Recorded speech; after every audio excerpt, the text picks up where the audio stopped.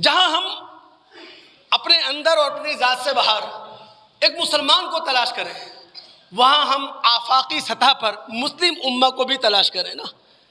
لیکن سوال ہمارے سامنے پھر وہی گھوم پھر کر آتا ہے کہ مسلم امہ کو تلاش کہاں کیا جائے؟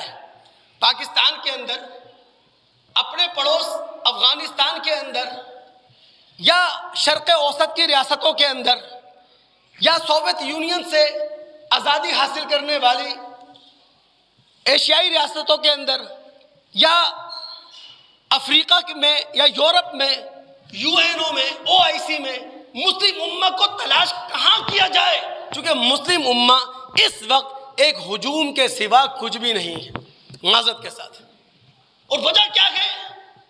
ہم مسلمان ہونے کے بعد جو اسلامی کردار تھا اسے ادا کرنے کے لیے تیار نہیں ہے۔ نہ ہماری سوچ اسلامی ہے، نہ ہماری فکر اسلامی ہے، نہ ہمارا عمل اسلامی ہے، اور آج 1450 سال کے بعد بھی ہم فرقہ واریت کی جنگ لڑ رہے ہیں۔ ہم مسلک پرستی کے اندھیر نگری کے اندر ٹامک ٹوئیاں مار رہے ہیں، تو ظاہر ہے یہی بدتر حالات ہوں گے۔ آخر فلسطین میں خون ناحق بہا، کتنی آواز اٹھی ہے؟ اس کے بعد لبنان نشانہ بنا، کتنی آواز اٹھی ہے؟ اس کے بعد شام نشانے پر آیا، کتنی آواز اٹھی ہے؟ اب اردن نشانے پر ہے، کتنی آوازیں اٹھ رہی ہیں؟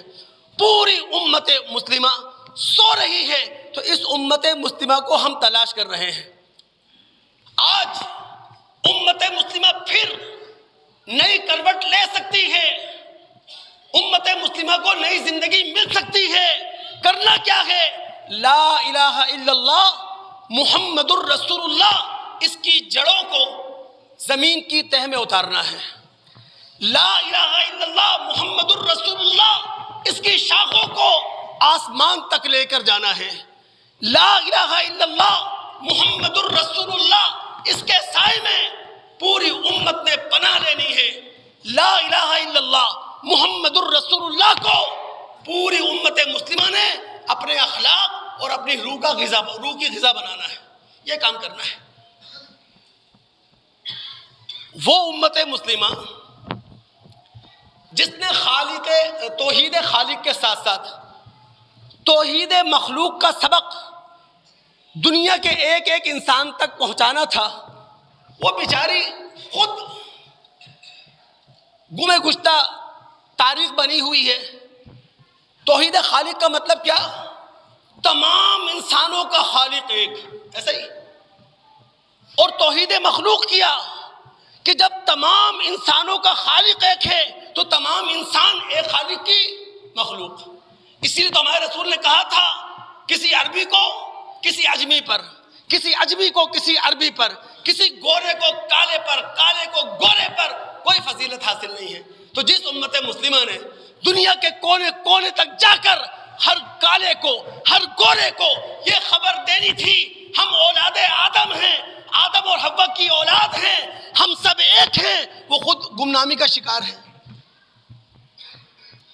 امت مسلمہ، اگر امت مسلمہ نئی کروٹ لینا چاہتی ہے تو ایک ایک مسلمان کو آج انہی آیات کا ورد کرنا ہے جو سورہ انعام کے آخری رکوع میں ہے۔